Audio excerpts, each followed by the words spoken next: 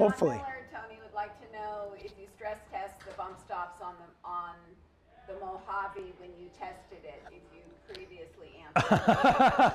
Yes, I did. I can tell you I far exceeded whatever the manufacturer had ever expected somebody to do in that thing. We went 80 miles an hour down a whooped out wash that normally we would take Terremoto or a race car down at 100. So I would say, I think if they saw what I was doing, they probably would have been horrified. Yeah, that I more than tested that thing, for sure. As well as your life insurance agent. Yeah. Yeah. Hopefully he's not watching.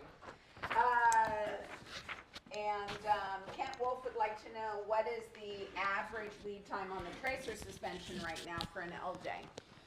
Well, that's a complicated question. The suspension parts we have in stock. It's everything else that goes with it. Shocks, transfer cases, axles. The third-party parts. The third-party parts, okay. not GenRight. Even though they're our spec, they're almost impossible to get. Right now. You know, we're buying them and acquiring them as fast as we can.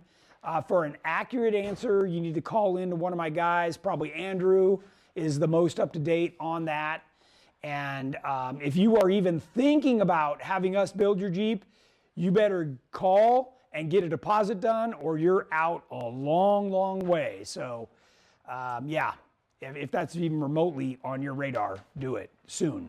And the guys are over there. It's only 4, so they're there for another hour at least. Call in, get it taken care of. By the way, that applies for anything. You can't find it on our website. You have any other question.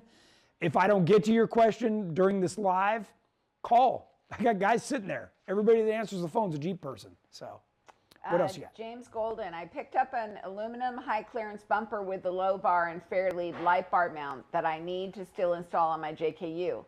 I got a shocker bar to add on to it since I'm losing my fog lights. Nice. I like the idea of the winch inside the frame rails and the clearance of your bumpers, so the fog lights had to go. Yeah, and we just did a video that I know is up on the website for people that, especially with JLs and JTs, Vision X makes a really nice driving light with a yellow or amber halo in it. That's what I have on the Terremoto right now. I use it as the blinker. It's absolutely awesome. When you turn on the lights, you don't even see the yellow amber. It is absolutely killer, and I highly recommend it. I've got a video on, I think both YouTube and our website under the product. So it's called the Optimus light, and you can go to Vision X on our website and see it. Cool video of us going down the street and demonstrating what it looks like. If you're just joining us, thank you for tuning in. This is part of a live tech talk that I do every Tuesday and Thursday. Again, if you're going to ask a question, I've got Debbie here. You can tell she's already reading some of those questions, so that's awesome. Thanks. We welcome everybody's questions.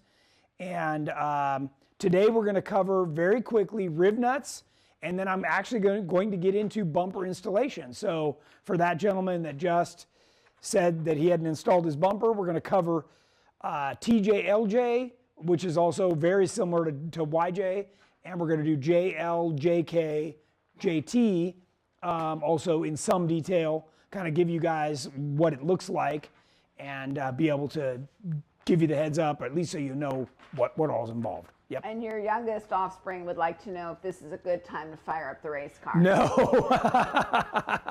I know he's very excited. They just got all the fluids filled and they're like ready to go.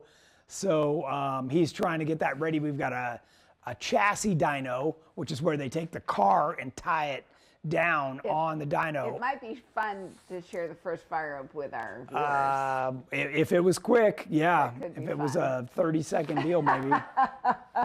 So. Okay. Anyways, let's see. All right. I'm just looking down my list here to make sure I don't forget anything. Don't forget your hat next time. People are all disappointed. Wow, man. You know what? You guys should be shocked that I have hair. And it's not all white. And it's not all white. I'm pretty proud of that, actually. You should be. I'm glad Debbie finds that so hilarious. Okay, before I get started, I do want to give a shout out. I don't know if you saw my post on Facebook and Instagram earlier today. Torco, look, as I run across products that I can stand behind, I want to share them with you guys. This is the fluid we run in our racing transmissions in the Terremoto. I just picked it up yesterday, a transmission that we have built out in Riverside for our race cars. I haven't had this transmission serviced since 2018, and we absolutely beat on it behind an 800 horsepower and 795 foot-pounds of torque engine. This thing is absolutely brutal. The guys that serviced the transmission for me took it apart, said, we can't even see any wear. I mean, we're going to replace parts because it's here and we got it apart. And I said, it's because the Torco synthetic ATF. This particular one is what they call their high vis. And they make a low vis and a high vis. We always run the high vis. And big shout out to Ernie and the guys over at Torco. Excellent product. And I swear by this stuff. We've run all different fluids. We've never had that good of a result. This is the shit. I'm all about it. So can't say enough about those guys. All right, what have we got next? We're going on. Okay. Corey Lone Wolf Picard asked if we do LS swaps at the shop for our customers. No, not really. If the only ones we've done are for out-of-state customers. But we have done them. We're like super busy, and we do not just do LS swaps. That's what I want to be clear on. We only do full builds the way that I want to build it. If you don't like my way, hit the highway. Find somebody else. There's plenty of other goofballs out there that would love to take your money and run you around. So yeah, that's it. You get a full build here, what we call an oil change, or you get nothing. So. Desiree called you a hottie even without your. Whoa, nice. All right, PM me later. Yeah. Okay. Kent Wolf, so the tracer should ship right away, GenRight goods only. Yes, important to call in. So just to give you an idea, the last 2 days we've had no power. We had finally caught up after being closed between Christmas and New Year's, and boom, got hit with no power. So we were really on it, all in.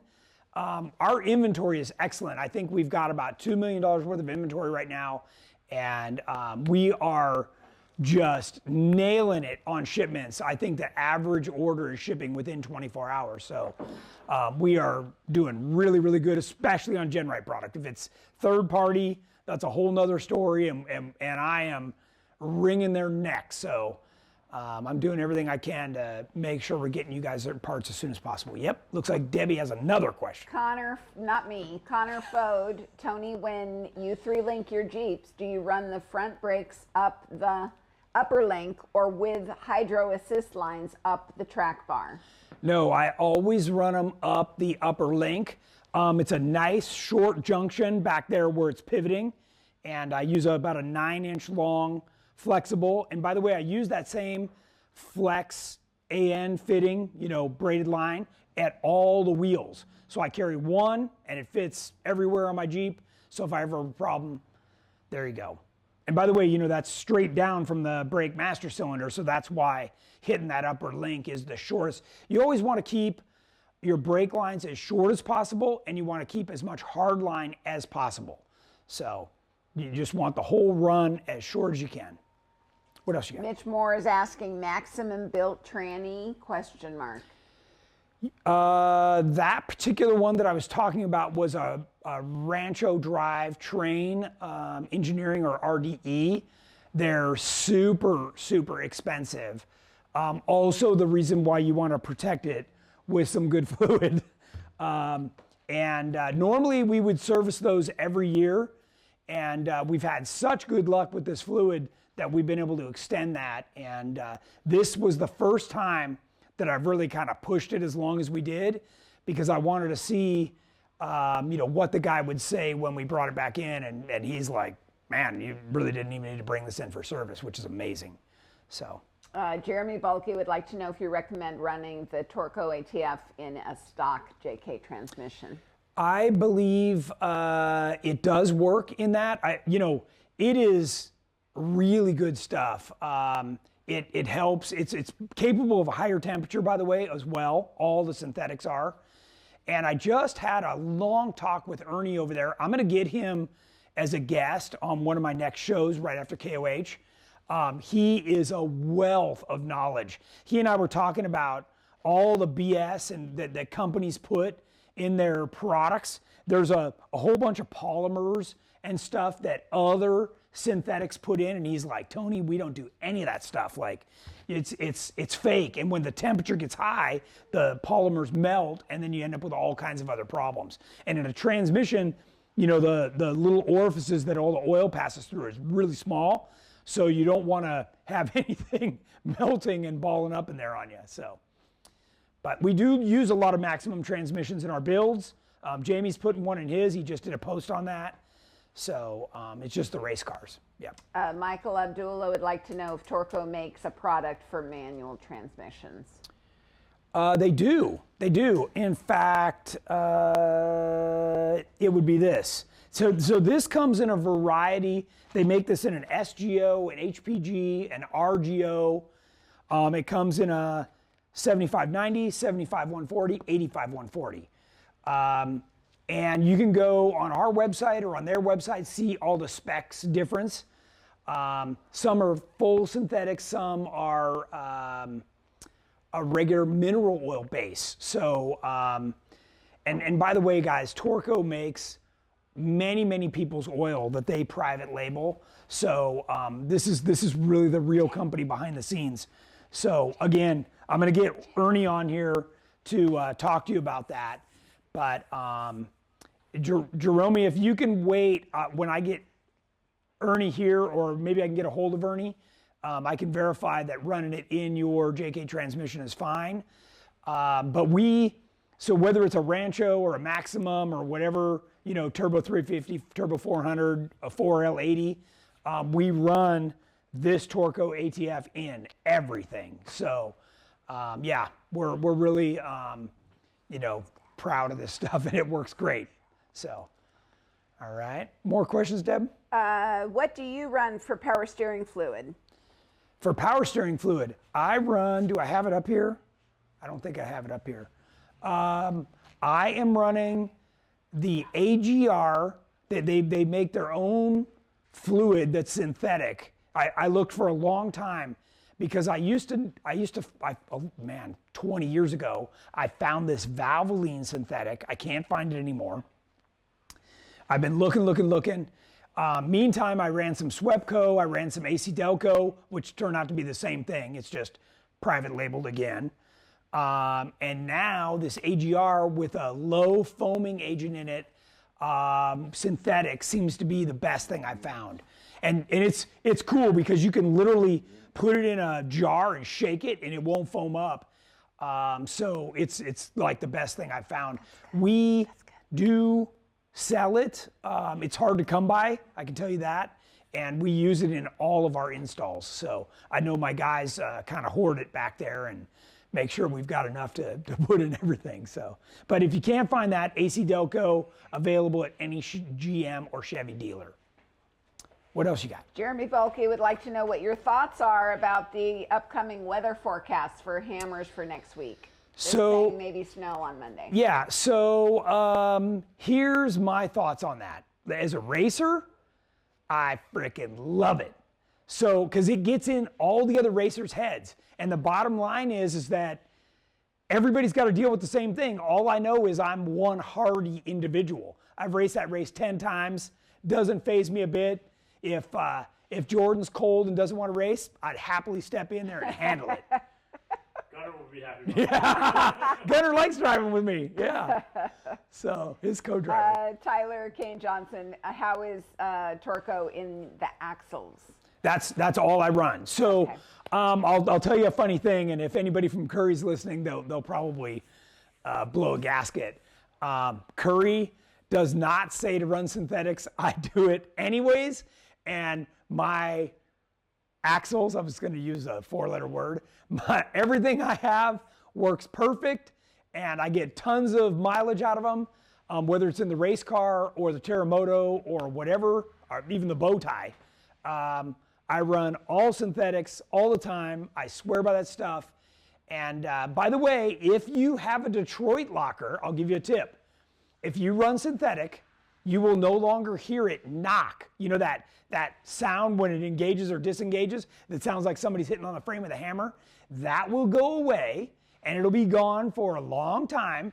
And the next time, the first time you hear it knock, all you do is change the fluid, and you won't hear it again.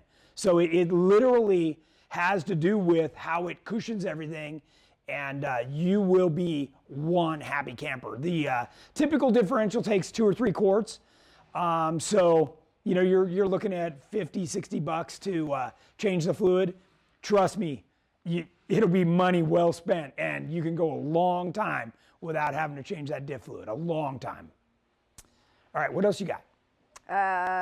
You're pretty caught up right now. Go ahead. I am pretty caught up. Okay, so what we're going to do is we're going to show how easy it is to put on a bumper. We're going to spin this whole deal around right now. And I'm going to flip the light around. I don't know where James got off to, but this will be fine. Okay. So this is typical TJ front end. By the way, a YJ, LJ. Actually, this is an LJ. All looks the same. They run the factory sway bar under this little plastic cover. And we are going to get rid of that. These are cheesy. Just get rid of it. And you're going to take the bolts out. We already took the stock bumper off. It just is held on with 6 of these big guys. There's 2 on the bottom and 4 on the top. You take those out. Your new GenRight bumper slips on. You lift up the sway bar, and it sits back in the back. And you put your bolts back in. These are big Torques, so those go on there. And oh, by the way, I don't know where my Torco grease is, but always grease these bolts, because if you ever have to take them out again, right now I'm using, this is like a waterproof grease. It doesn't matter. I like the Torco grease because it comes in a nice squeezable tube, which I think is freaking awesome. And just grease all these bolts, bolt this whole thing back down. It's ready for your winch to install. Don't forget the 2 on the bottom. That's it. It's that easy. This is really a nice deal. It's simple. You can see if you have the factory sway bar, it fits right on there. If you don't, if you have an anti-rock, it goes right here. And these corners are already trimmed to accept a factory, or sorry, an anti-rock sway bar, which would go back here. Tony, Kent Wolf would like to know if you recommend new grade 8 bolts. I do like those. These are fine to reuse if they're not too rusty. Sometimes, depending on the bar setup you get from us, this is a pretty simple one. There's nothing in the way, but when you start getting grill hoops and stuff, it gets a little tougher, and actually a grade 8 bolt is easier because you can get a wrench in on the side to operate it. So that's a nice thing. Yeah. John Miller would like to know how much weight that Stinger can support. So we've got customers that have sent us pictures where they've stood their Jeep. You know, a lot of people buy this high one because it's supposed to keep you from going over. And they've stood their entire Jeep on this thing. And, you know, somebody took a picture and then they pushed the Jeep backwards and got it off there. We've also had people rear end other cars. There's 3 holes in the frame right here. It literally broke the frame and the bumper was fine. I've also had guys go over backwards and this hit the ground and it also broke the frame off. So it's incredibly strong. This is, by the way, thick wall tubing. This is not just, you know, cheesy tubing. It is very thick wall and supported by some big gussets. So yeah, that's not going anywhere. By the way, we get asked this all the time. Why do you run this? It's because you can see this much of it from the driver's seat. You can just see the top of the hoop, and that really lets you know where your front end is. I don't know how many times you've pulled up in your own driveway or your garage.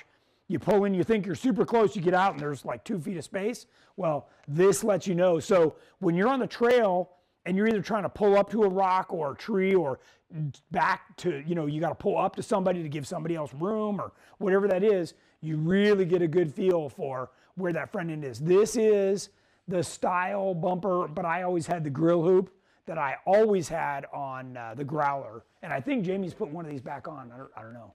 It's up to him. He's putting on the trail bumper with the grill hoop. The grill hoop's nice because if you roll over, it protects the radiator. So you want to, but by the way, when you roll over, this is what hits, okay? The back end's off the ground because you got the engine in the front, right? So if you have the grill hoop, it protects, the hood's gonna be hammered. Just get over it. It's like a bicycle helmet, it's a throwaway. But without damaging the radiator, at least you can get yourself off the trail. So something to think about. More questions? Yeah, John Turnbull. Are Dana 30s in a 2018 JLU Sport strong enough to handle lockers, or is there a limited slip, a better option on the front for light to moderate wheeling? That's a really tough one. So here's the deal. What breaks an axle is when the tire starts to spin and hooks up, okay? So that's exactly what a limited slip does, is it lets the tire spin and then all of a sudden everything grabs. So I'm not a fan of those. And by the way, if you start spinning tires and you're off-road, you're already in trouble. You're gonna slide off your line. If you're in anything slippery, you're gonna be all over like a pinball. Lockers are the way to go. Look, if this is your thing, spend the money, upgrade that front axle, get a 44. You're going to be a lot happier. Now you could throw some money in RCV axles that look, those won't break. They're stronger than your ring and pinion. So it just kind of depends. But you're on borrowed time, so just be easy. Yep. We have a few bumper related questions. Sure. Jim Farmer wants to know why you don't choose to use blue Loctite on the bumper bolts. You can. Blue Loctite, when it's going in, is going to give you a little bit of a lubricant as well. You're just looking for something other than dry threads. I really like this. So first off, you got to know that having a lubricated thread gives you a true torque, okay? I don't care whether you're putting on a lug nut or you're putting in a bolt like this. When there's lube on the threads, when you go to torque that, you're getting a true, like in this case, this is probably gonna be, 90 foot-pounds based on the size of the bolt. And that makes a big difference. Otherwise, when it's dry, it just binds up and you get a false torque reading. So you always want something on there. And what I do is I'm counting on the fact that, it's gonna get junk in there, right? Water, sand, salt, something that's gonna get in there and really muck up the threads. So next time I gotta pull this bumper, I don't wanna be fighting the bolts. So you can use anti-seize, grease, Loctite, whatever you want. Yep. But by the way, these bolts do not vibrate loose, like never. Once you torque them, they're done. Okay. John Arias would like to know why you choose aluminum over steel. Did you see how light this was when I put it on here? Like it's amazing. So guys and gals, when you choose aluminum, you're dropping. So on a regular two-door Wrangler platform, it's 400 pounds lighter by going with aluminum. On a JK or a JL, it's 600 pounds. It's a lot of weight, okay? And you got to think about this, and it's, when I say this, it might make sense. Like everybody else who makes steel wants to sell you steel. I make steel too. You can buy steel from us, right? But I don't recommend it. Are you driving your Jeep like a pinball machine? Like if you're not running into every single thing on the trail, you have nothing to worry about. I drove the Growler for 6 years with a $4,000 paint job on it and never scratched it once. It is possible to drive a Jeep not like an asshat, okay? You can keep all four wheels on the ground. You can stay off the rocks, the trees, like everything. Come on, man. Like, well, if you're gonna drive like that, get yourself a buggy. Stop talking about a Jeep, okay? Done. Next. Kevin Cavallo, a 2005 LJ with GenRight winch bumper. Do you or will you sell the grill hoop separately for consumers to weld on? We have, and I'm assuming you're not talking about aluminum, because most people don't know how to weld aluminum. And we're very cautious about doing that, because what happens is somebody adds something to one of our products, and then if it looks terrible, everybody walks by and goes, look at the quality on that GenRight thing, you know. Now, if you're an artisan, or if you want to send it back to us, we can add it on. You know, it's just a crapshoot. But what I'm going to tell you is, you're not going to find it on the website. You got to call in and sweet talk one of my guys, because it's a total pain. They're going to have to hand carry that through the shop. You're going to get a bar that's longer than it needs to be. You're going to have a bunch of work to do. So I don't want any complaints. If you actually find somebody to help you, just be thankful. They'd be better off just buying the right one and selling theirs. Yes, that's a great example. Jamie's suggestion was buy the right bumper and sell what you have to a buddy, and then you got exactly what you want. What else you got? Let's see. By the way, I've had several people call me recently that love how frank I am with my answers, that I don't beat around the bush. So hopefully you like that too. You either love it or you hate it. Yeah, One sorry. or the other. Yeah. Michael Brandstetter, my JKU did a roll, flipped over and rolled again, bent the stinger down, but not a single broken bolt. Nice. Okay, good. So there you go. Kelly Sims wants to know, do you even wheel, bro? Kelly, of all people, would know that I wheel. He's one of my buddies that loves chasing me around the Sam desert. Walker just tuned in late, says it looks like Tony's on fire. Oh, man. Well, it's because he forgot his yellow hat. I forgot my hat. Sorry, man. Everybody's freaking out. It's me. I swear. I swear. Let's see. First thing when he logged on, don't be an asshat. Sorry. Oh, my goodness. Go ahead. I'll try and tone it down. Go ahead. Okay. So any other questions on TJ, YJ, CJ, LJ bumpers before I move on? This is a great example. It's super easy. If you missed it, I'll do it in reverse. You just take the bolts out.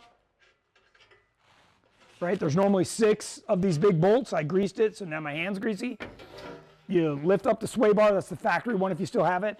And by the way, there you go.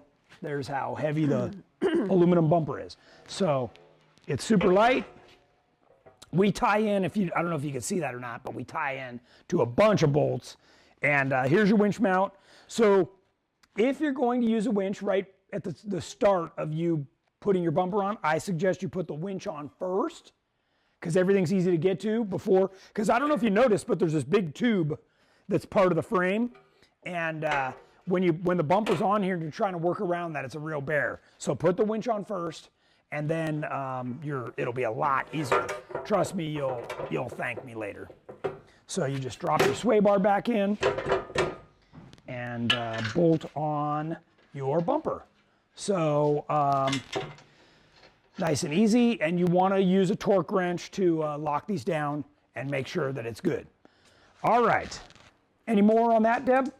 Cord Killinger wants to know, let's see, hang on, I just lost it. Okay, frame chop bumpers, do the benefits outweigh the risk? You know, so the downside is this. These toe points, you know, tie right into the frame. So literally when you put on one of our JK, JL, JT bumpers, you're talking about the thickness of the material is, you know, we're right up against that frame, okay? So you're not losing anything. Now, if you want to cut that, first off, your warranty's long gone. Like, don't even think about that. You've modified the frame in a significant way. And these toe points are rated for flat towing and some other things. Now, the toe points that are welded onto the new bumper are strong, but you're also now drilling through the top of the frame and putting long bolts in. And not everybody has a drill that big, wants to drill through their frame, wants to do that whole thing where they're chopping it off and putting it in. And when you do that, you don't get the recessed winch. You're getting a winch that sits up on top of the bumper. So now it's going to block your radiator. So although you might gain a little bit, and where you're gaining is really just in the corner, this bottom corner of the front bumper. I don't know, have you hit yours much? And, sometimes if you know where your front end is, you can pick lines or approach the vehicle, the obstacle just enough to let one tire climb and then pull the rest up too. So all I can say is I raced King of the Hammers in our Jeep with this style bumper on it, drove down back door, drove up everything else. The bumper was not inhibiting the performance of the vehicle at all. So there you go. What other questions you got? John Turnbull, I have the aluminum stubby bumper and flat fenders on my 18 JLU. Okay. The turn signals on the front don't work when the headlights are on. Will a resistor solve this? I have the amber LED lights. He would need to call in and talk to one of my guys. They've got the fix for that. There is something else. It's not just a resistor. So talk to one of the guys and get some intel on that. Okay. VB Tom wanted to know the winch won't break the bumper? Question mark. The winch won't break the bumper. The aluminum bumper? I think so. No, guys. There's a backing plate as part of the winch fair lead that goes in there, and it's plenty thick. It's plenty beefy. I don't know what you're winching or towing, but it should be fine. It's really, we've sold these for, 12, 13 years. I mean, I was going to say 14. We've been making aluminum products for a long time. Roger Beretta Almeida, will the low profile aluminum bumper accommodate a Badlands Apex winch 12,000 pounds? I'm not sure about that particular one, but are we talking about the TJ style, or are we talking about KJL style? He didn't specify what type of Jeep. Okay. So he just said low profile aluminum bumper. Okay, so when it comes to winch design, or winch tray, I don't know, can you see all the hole patterns inside there? So what we do is we design our winch tray to hold every possible style from Warn. Okay, so everything else out there is a copy of a Warn. That's the only one that we pay attention to. It's American made, and that's what we manufacture the bumpers for. Now, what I can tell you is a Xeon, which is the biggest thing out there, 12 will fit in here. You're gonna need a little grease to shoehorn it in, but it'll fit. When they made the Xeons, there's a point on the casting on the front and back as part of the shape of the housing that you just kiss off with a flap wheel or a big file, and then the winch will sit in here real nice, but it is tight. So hear me loud and clear on that. My preference, as you guys know, is the 9.5 CTI. That fits in here perfect, and this is also made to fit that Warn winch that had the compressor built into it. I don't even know if they're still offering that. I haven't seen it on their website lately, but that was offered for a long time. So what I wanted to do was show you guys a little bit about what it takes to install this, and just kind of talk it through. Do you have any more questions right now, Deb? Do you happen to know the torque for winch bolts? It's not much. It's like 60 foot-pounds, but I can follow up on this live afterward and for sure put the Torx back in. Because it's a grade 5 bolt, and I think it's only 3/8 or 7/16. It's not very big for those 4 bolts in the bottom. Yeah. What else you got? People are saying seeing you without a yellow hat is like not seeing a country star without a cowboy hat. Sorry. Garth Brooks Sorry. without his cowboy hat. This looks weird. We were moving a lot of stuff around here today. My hat's in my truck, and my truck's across the street. And by the time I realized we didn't have time to go get it. Well, so. just don't let it happen again. Yeah. I mean, if one of our staff is watching, they can go get it out of my truck and bring it over. Is your truck unlocked? Yeah. Oh. So they can go over and Okay, get it. excellent. Okay. So I'm going to continue on. You ready?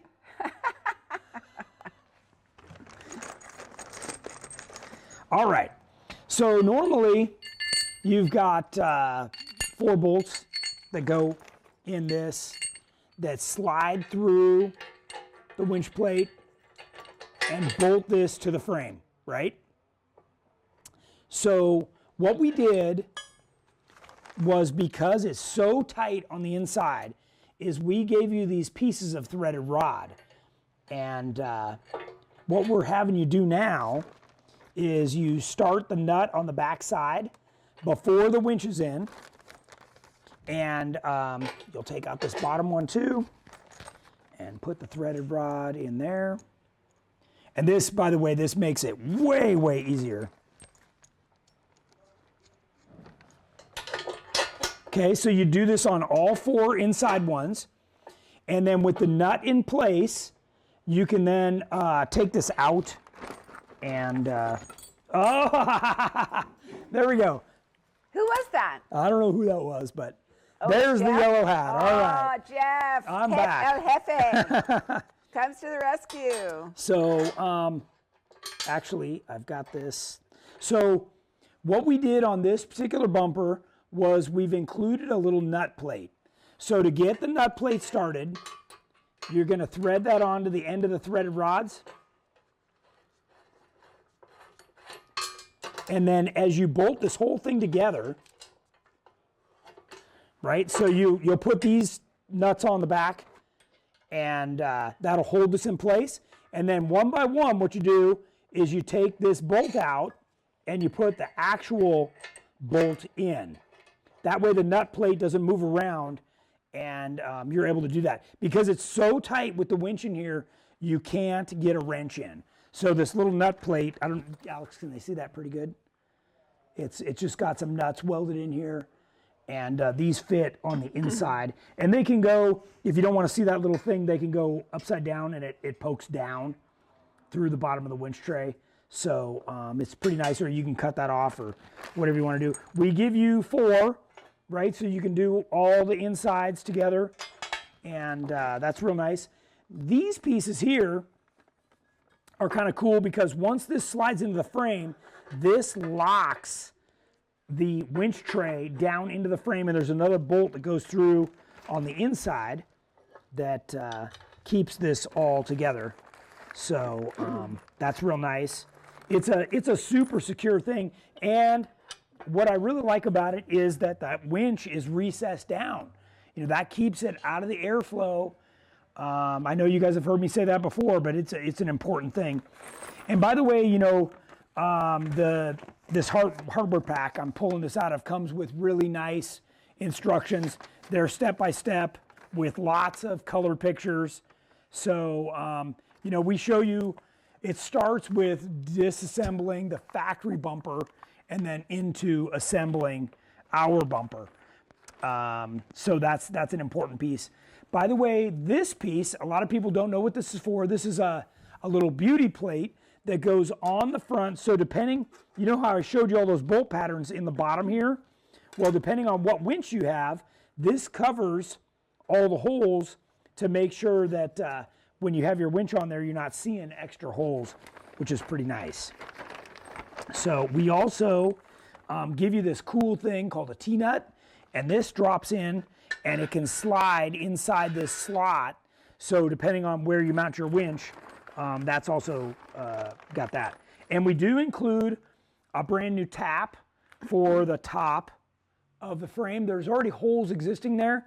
So we just give you a tap that you can run in with a little ratchet or a crescent wrench or whatever you got to tap the top of the frame and then put the bolts in.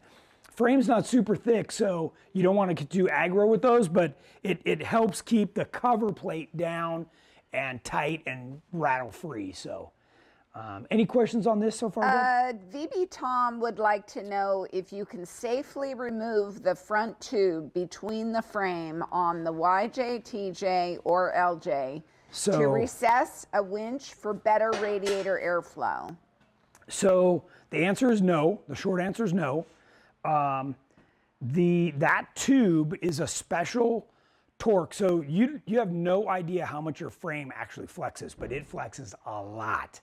And that tube is a key piece of letting it flex. If you notice, there's a single body mount right underneath your grill because it's letting the whole thing flex underneath there. And I would really think long and hard before I remove that tube. Now, the people I've seen that have removed it then custom fabricate and completely weld on a bumper. So, if you want to get that recessed winch, that's how you're going to have to do it, but you're kind of on your own. Those days have passed, and yeah, then if you ever damage it or want to change something, it's all welded on, so you got a big project ahead of you. So just keep that in mind. Okay, that's good. That's it? Yep. Okay. What other questions? If you guys have any other questions, fire them on in. I want to, alleviate everybody's concern about how hard or not it is to put on a bumper. It's really not. Rear bumpers are easy too. Those just have bolts that come in from the side and a couple on the bottom, so not bad either. Bumpers are probably, compared to changing a fender, bumpers are really easy. So yeah, definitely. But I know there's always a lot of concern about this one because it's got that recessed winch tray, so it seems like there's a lot of hocus pocus. By the way, all these extra holes and stuff in here, this is for the automatic sway bar. If you have a Rubicon, that's what this is for. These other holes are just to lighten the winch tray. So we're trying to make everything as light as possible, except where you need it, like a toe point. And by the way, our toe points don't just have nice welds around the outside, they're welded from the back as well. And when we weld these, they bow slightly. I don't know if you can see it, but they're bowed up. So when you bolt this on, it's actually putting the bolts under tension so that they don't come loose. So there's a lot of engineering behind all this, and really well thought out. Again, this is what I use on my Jeep, exactly the same, and only offering you what I'm willing to run myself. So good stuff. What else you got, Deb? Steve Schwager says that your St. Louis fans thank you for the Christmas gifts. He uses the gloves and hat daily. Oh, awesome. You're welcome. I know I saw there was a bunch of people that posted that they'd received this stuff. Sorry, it took us a little while to get it out, but yeah, awesome. Happy to do it. It was really a pleasure for us on Christmas Eve to give back to a bunch of our viewers. So we look forward to doing something like that next year as well.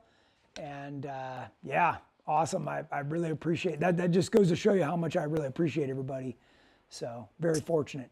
James Goldman says he bought your aluminum bumper because his JKU is overheating at speeds over 70 miles per hour on the highway. Yep. In the summer with his winch blocking the grill. Yep. I have 538s, so my 3.6 is working hard at those speeds. Just screaming, yeah. Yep. So that's cool. It's one of those things where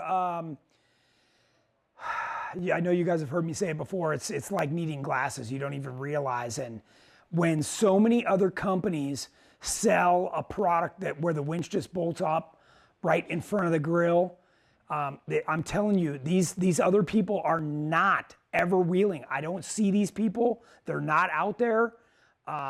you got to take it from somebody who lives, eat, and breathes this.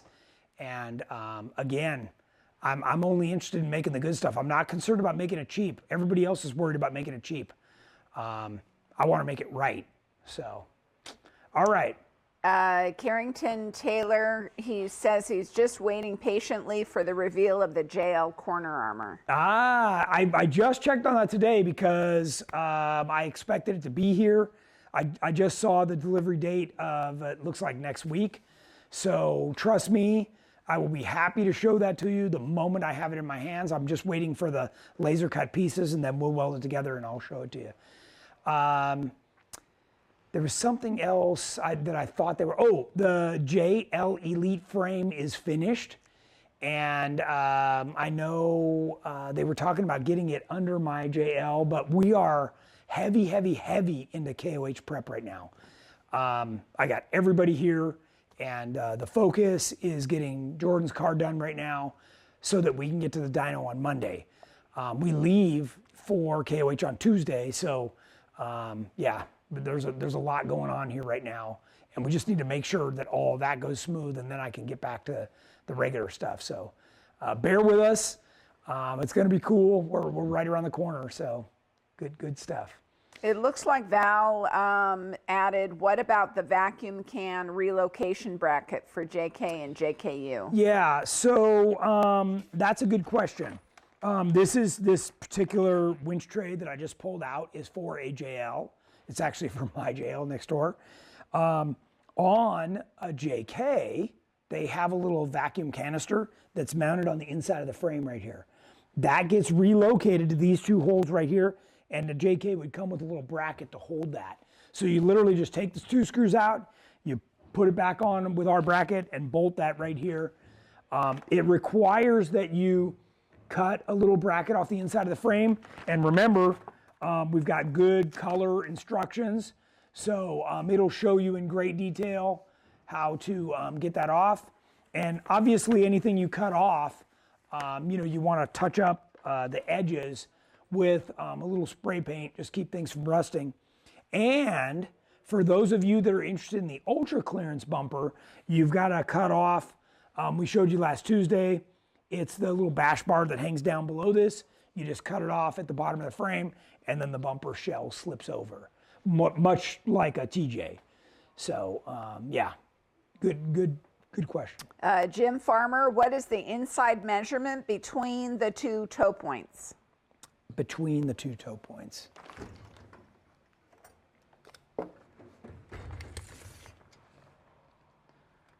Let me put some bolts in there.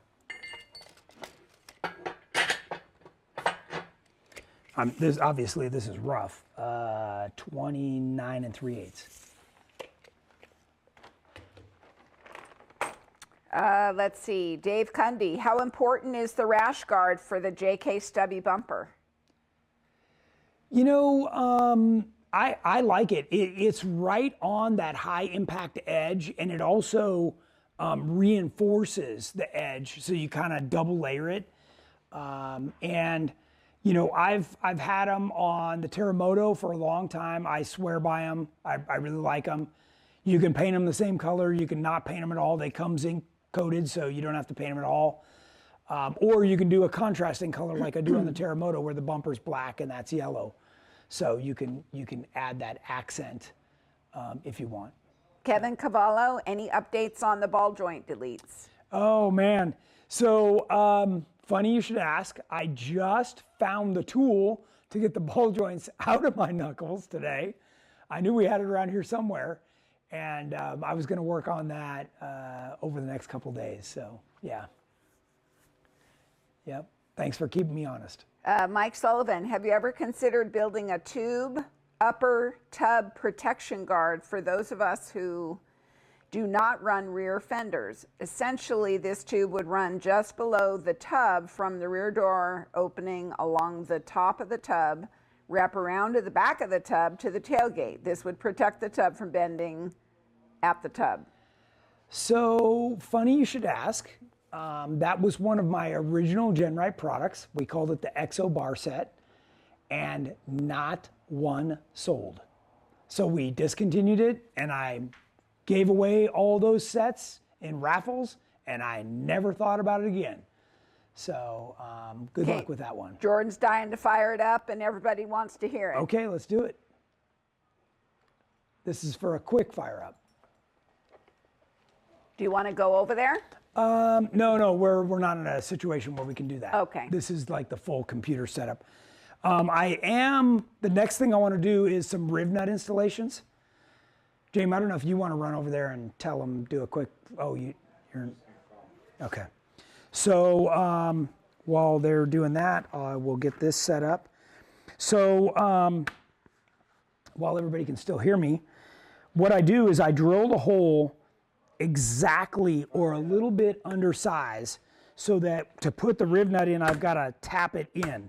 I like tapping it in because it also kind of bevels the sheet metal around it so that when I bolt something on top, it's actually beveled, okay? A few minutes and then fire it up. Okay. So then, like I said before, grease is your friend, right? You're going to put a little bit of grease on here. You're going to put that down in there. Let's see, is this the right size? There we go. So the first one I wanted to show you, I wanted to do by hand. And if you're not familiar with a Rivnut, what it does is it expands. So when you do this by hand, what you want to do is be very careful not to make the ratchet all wobbly. And your wrench has to really stay flat and still. If you let the wrench slip, then the Rivnut turns in the metal and you're not going to get an accurate or a good install.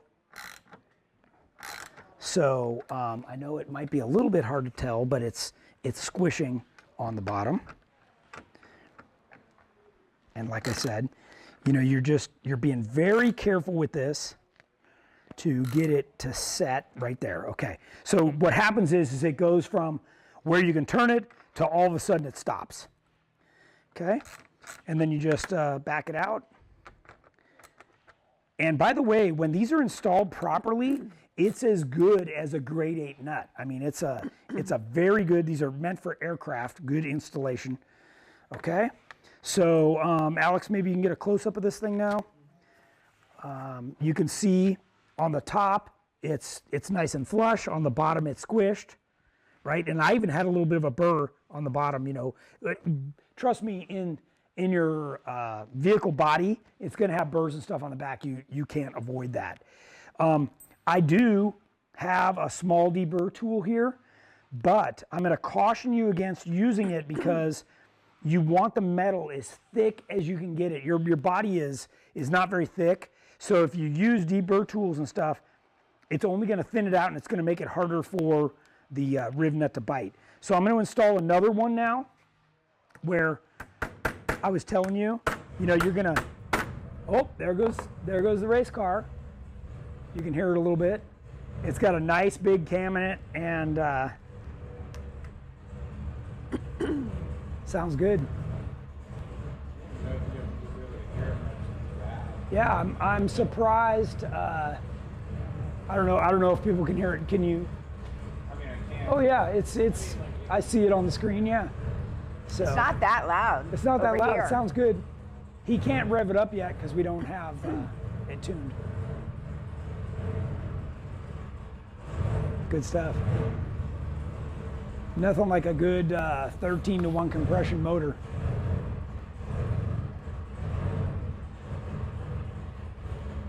Can you hear me for a question? Yeah.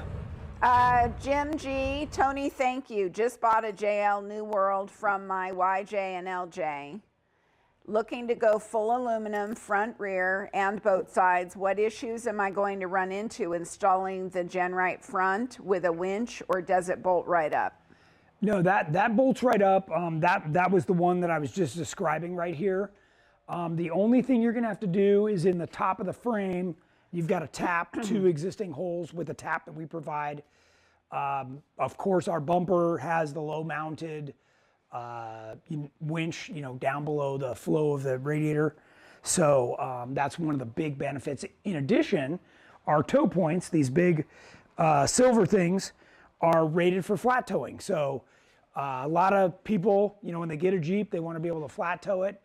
Blue Ox and several of the other companies, Falcon, all make a adapter, so you get a bigger pin, and it adapts right on there and is able to be flat-toed real easily. So, all right, back to our Rivnut.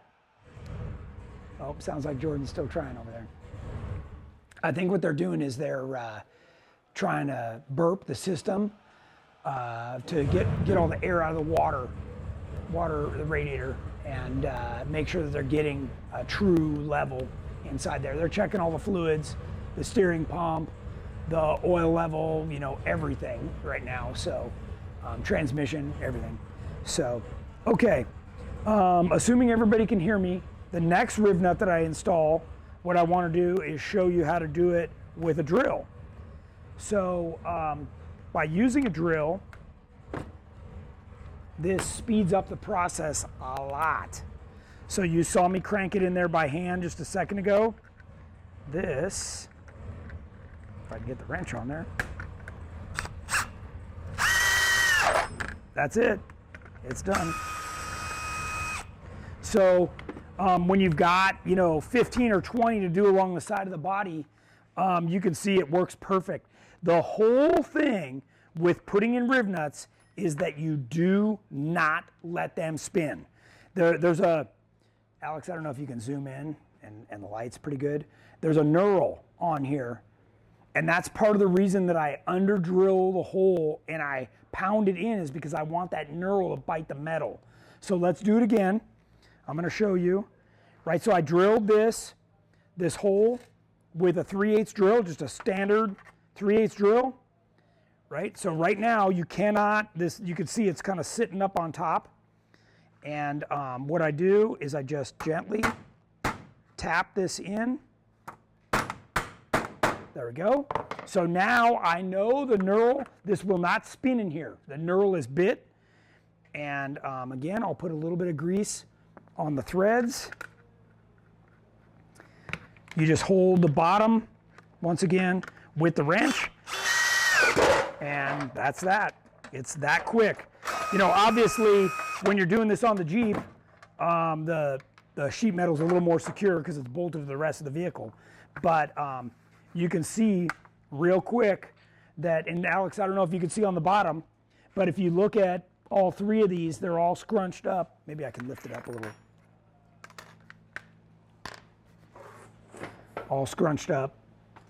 So, and I purposely used a couple different types because from different suppliers we get different ones, and you can see how that mushrooms out and really holds on. That's not coming out. Trust me. You'd have to drill that out, and the Rivnuts are stronger than the metal around it, so it's really good. You're over an hour or so. Okay. Lastly, the bigger ones are the same thing. So it requires a 1/2-inch hole. You want to under drill the hole so that you have to pop this in a little bit. Okay? You want that to sit down. And trust me, on the body, when you do that, it's going to dimple in. You want it to dimple in so that when you bolt something flat on top of this, it's actually not sitting up. It's actually recessed, okay? And trust me, if you try this, you're going to think I'm a wizard, because it makes whatever you're mounting, whether it's a rocker guard or a corner guard, sit absolutely flush with the rest of the body. You won't even notice that it's dimpled in, okay? And then same thing here. It just uses a slightly bigger tool, and you can just wrench these guys right into. It works exactly the same. So whether it's the 1/4 or the 5/16 to 18, they work the same. Any questions on this, Deb? James Goldman, it's an unrelated question. Okay. On my JKU corner armor, it's been on for several years and has lots of surface rust in some places. I have thought about pulling them off, sanding them down, repainting, but I'm worried about removing them, having issues with the Rivnuts. Any advice on removing and then reinstalling? No. So, couple of things. That's one of the reasons that I went through painstakingly to show you guys about how you grease every bolt. I don't care whether it's the bolt that holds the bumper or a smaller bolt like this that's going to hold on a rocker or a corner guard, okay? You want something on every one of those bolts, or when you go to take them off, they're going to be a real bear. Yeah. Especially a rivnut, okay? Because if that rivnut starts to spin, now you're faced with either leaving it alone or cutting it off, and that's a real chore, okay? So if when you go to install a bolt in any rivnut, if it binds at all, it should, you can see this. Look, it just threads in perfect, okay? So if it has any resistance at all, you need to stop, and you either need to get a different bolt or you need to run a tap in here and just clean up the threads, okay? Because it should be very, very easy to thread in bolts on a rivnut, okay? And if it's not, then when you do go to install or remove, it's going to be a problem, okay? So again, grease, make sure you grease, you know, it just needs a little bit on there, guys, and put it in, and that'll make all the difference when it's time to remove that. So, okay. What else you got? If you guys have anything last minute, we're at the end of the show. So I just want to answer a couple more questions and then we're going to wrap it up. Leaf Baron, what are your thoughts on the Scat stroker kit for a 2005 LJ automatic transmission? You know, I'm not a fan of the stroker kit. I've had many of my Jeep Club friends try and put them on, and they've just had nothing but trouble. I would talk to Andrew. I know Andrew just put a stroker in his LJ that seems to be working just fine. So that might be somebody to talk to. But prior to that, I hadn't really seen anybody with any kind of luck. Final question, Kent Wolf, if you run an Atlas, you can't flat tow. What are your thoughts? So Atlas will allow you to tow 300 miles on an Atlas 2-speed. If you have a 4-speed, forget it, okay? Now, here's what I can tell you. If you're flat towing, my advice is get yourself a nylon strap, get underneath there, take the 4 bolts off, and tie that drive shaft up. Just take it off the rear end and tie it up.